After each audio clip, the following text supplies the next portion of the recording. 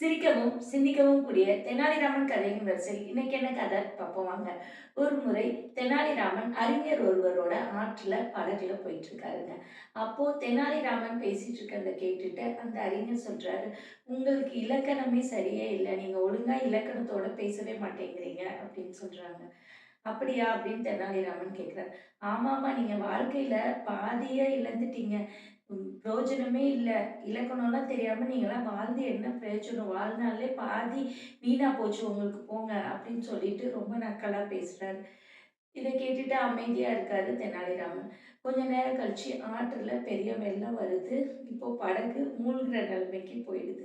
தெனாலிராமன் அந்த அறிஞர பார்த்து கேட்கிறாரு, "உங்களுக்கு நீச்சல் தெரியுமா?" அப்படின்னு. அறிஞர், "எனக்கு தெரியாது." "அப்போ உங்க வாழ்நாள் முழுவதுமே வீணா போச்சு. இப்போ நீங்க சாகப் போறீங்க. எனக்கு நீச்சல் தெரியும். நான் தப்பிச்சுருவேன்." அப்படின்னு தெனாலிராமன் சொல்றாங்க.